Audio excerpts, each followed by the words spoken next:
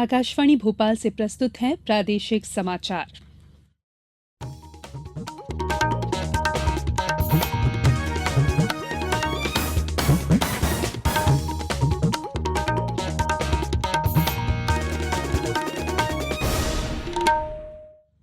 नमस्कार, समाचारों के साथ मैं संयुक्ता बैनर्जी। भारत के 14वें राष्ट्रपति के चुनाव के लिए आज मतदान हो रहे हैं। इसके लिए दिल्ली स्थित संसद भवन और राज्य विधानसभाओं के परिसर में मत डाले जा रहे हैं। मध्यप्रदेश विधानसभा में आज सुबह 10 बजे मतदान शुरू हुआ। विधानसभा परिसर में बनाए गए मतदान केंद्र में कड़ी सुरक्षा के बीच विधायक मतदान में हिस्सा ले रहे हैं। शुरुआती दौर में मत डालने वालों में मुख्यमंत्री शिवराज सिंह चौहान, विधानसभा अध्यक्ष सीताशरण शर्मा और नेता प्रतिपक्ष अजय सिंह शामिल रहे। मतदान का समय शाम 5 बजे तक है। खबर लिखे जाने तक 200 से अधिक विधायक अपने मताधिकार का इस्तेमाल कर चुके थे। इस चुनाव में एनडीए उम्मीदवार रामनाथ कोविंद और विपक्ष की संयुक्त उम्मीदवार मीरा कुमार के बीच सीधा मुकाबला है।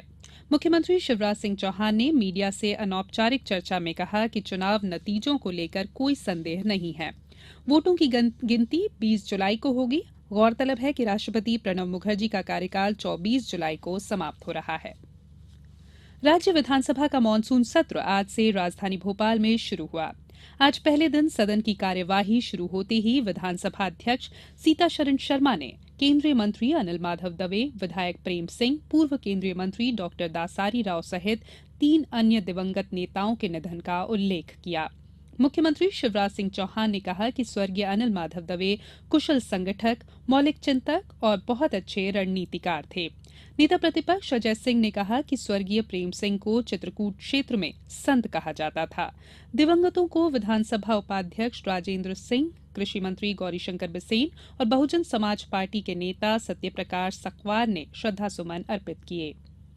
सदन ने पंजाब के पूर्व पुलिस महानिदेशक केपीएस गिल, मंदसौर में किसान आंदोलन के दौरान मारे गए कृषकों और जम्मू कश्मीर में आतंकी हमले में मारे गए अमरनाथ तीर्थ यात्रियों को श्रद्धांजलि अर्पित की।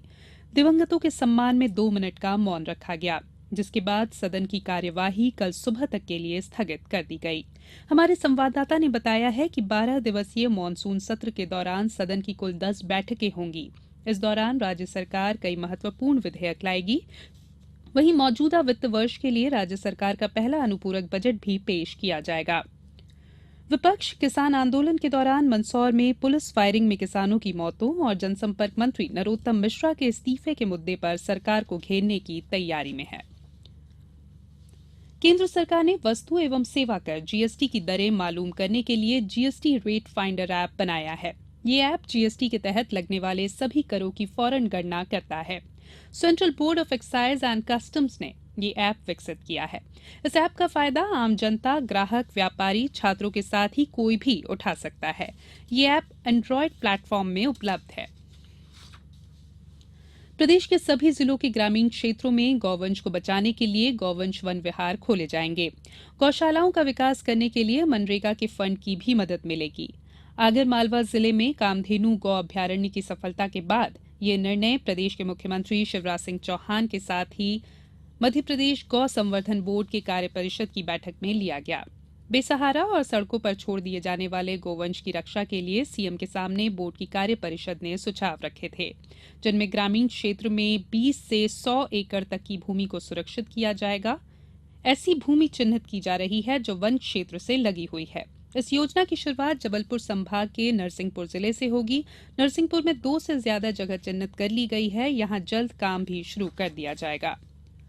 सहकारिता राज्य मंत्री विश्वास सारंग ने कहा है कि गैस राहत हॉस्पिटल में स्वास्थ्य के अनुकूल वातावरण बनाने में पेंटिंग्स की अहम भूमिका होगी। आर्टिस्ट पेंटिंग्स के माध्यम से गैस राहत हॉस्पिटल के वातावरण को खुशनुमा बनाने के लिए अपनी पेंटिंग बनाकर देने का अनूठा उदाहरण पेश कर रहे हैं। श्री सारंग कल भोपाल स्थित ट्राइबल म्यूजियम में गैस राहत, संस्कृति विभाग और आर्टिस्ट के संयुक्त तत्वावधान में 1 दिवसीय पेंटिंग बनाने के कार्यक्रम की शुरुआत कर रहे थे। प्रदेश में वर्षा का दौर जारी है। मौसम केंद्र भोपाल ने अलीराजपुर, बड़वानी, खरगोन, खंडवा, बुरहानपुर, बैतूल और सिवनी जिलों में गरज चमक के साथ वर्षा की संभावना व्यक्त की है। हमारे डिंडौरी संवाददाता ने बताया है कि जिले में भारी बारिश होने से नदी नाले उफान पर है। उधर होशंगाबाद में पिछले 2 दिन तक हुई बारिश के थमते ही दिन के तापमान में 2 डिग्री का उछाल आया है। अब कुछ समाचार संक्षेप में। शाजापुर जिले में स्वास्थ्य सुविधाओं की बेहतरी के लिए शाजापुर को आधुनिक उपकरण से लैस नई एम्बुलेंस मिली है। उज्जैन में महाकालेश्वर की श्रावण भादो माह में निकलने वाली दूसरी सवारी आज नगर भ्रमण पर निकल रही है। आदिवासी संस्कृति और भगौरिया उत्सव के साथ ही अब बांस शिल्प झाबुआ की नई पहचान बनेंगे। इसके लिए ग्राम धरमपुरी में एक बड़ी योजना का खाका तैयार किया गया है। सागर शहर को स्मार्ट सिटी बनाए जाने के संबंध में प्रोजेक्ट तैयार कर लिया गया है। इस प्रोजेक्ट पर चर्चा करने के उद्देश्य से कलेक्ट्रेट में आज एक बैठक आयोजित की गई। इसके साथ ही प्रादेशिक समाचारों का ये बुलेटिन समाप्त हुआ। नमस्कार।